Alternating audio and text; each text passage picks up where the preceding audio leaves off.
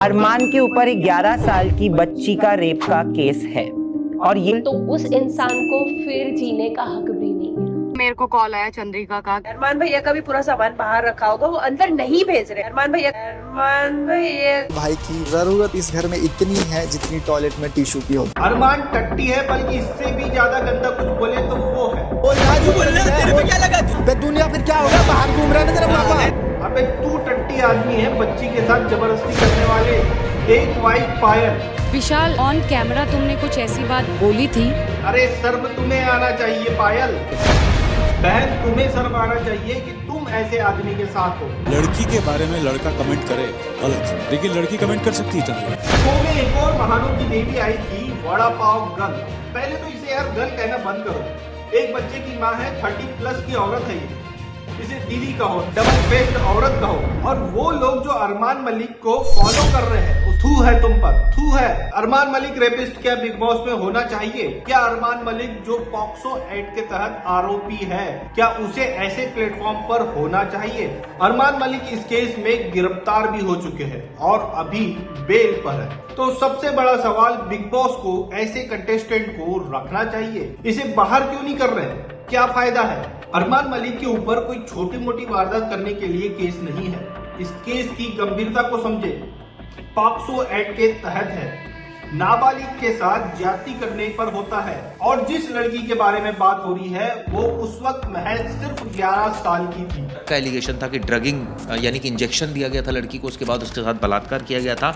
ये संगीन मामला है, इसको लेकर एफआईआर दर्ज हुई। ये सीरियस क्राइम है और अरमान मलिक तब तक क्रिमिनल है जब तक उसे कोर्ट से रिहाई न मिल जाए और निर्दोष साबित न हो जाए, तब तक वो क्रिमिनल ही रहेगा। अरमान मलिक, जिस पर ये आरोप है कि उसने अपने घर में काम करने वाली एक नाबालिग लड़की को ड्रग्स देकर उसके साथ रेप किया, एफआईआर दर्ज हुई।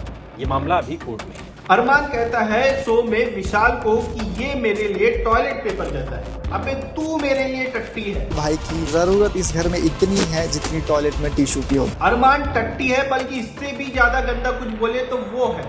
भाई जिस व्यक्ति पर ये आरोप है वो बेल पे बाहर है, वो टट्टी ही है। और इस टट्टी की 2 वाइफ है जो बड़ी महान बनती है।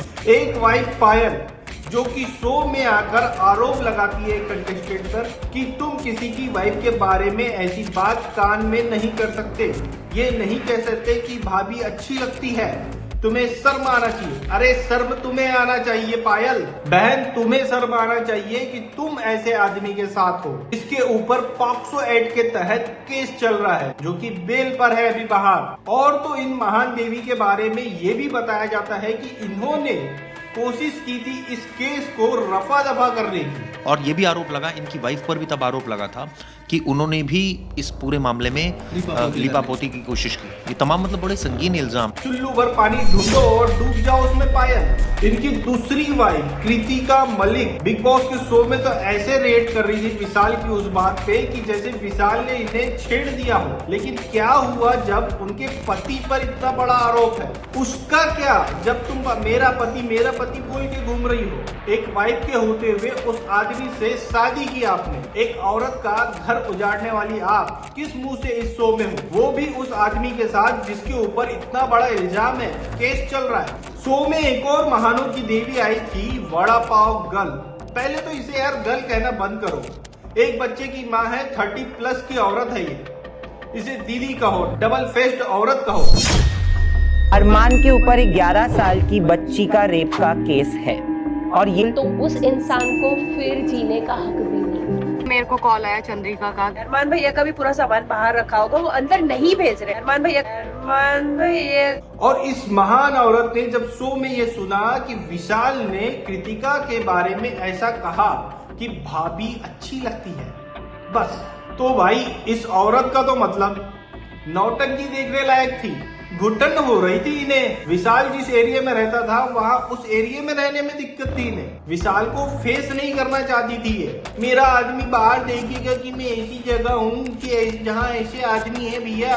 ना जाने क्या क्या ड्रामा करी यार। और ये औरत अरमान मलिक को शो के बहुत पहले से जानती है, बल्कि 1-2 बार अरमान मलिक के घर भी जा चुकी है। शो में खुद बताया है। तो क्या उसे पता नहीं होगा इस बारे में? कैसे वो अरमान भैया अरमान जी करते हुए घूम रही थी, तब कहाँ चली गई थी ये सब बातें? डबल फेस औरत। अरे इसने तो इतने नाटक कर डाली थी शो में विशाल के लिए कि अनिल कपूर को खुद गरियाना पड़ा होगा कि बहुत हुआ दीदी, बंद करो तुम्हारी बकवास। भाई हमारा तो सीधा कहना है कि किसी व्यक्ति पर अगर इतना बड़ा आरोप है, एक थाने में रजिस्टर्ड रिपोर्ट है, गिरफ्तारी हो चुकी है, बेल पर है, विक्टिम का बयान दर्ज है, उस व्यक्ति को क्या आप इतने बड़े प्लेटफॉर्म पर प्रेजेंट कर सकते हैं?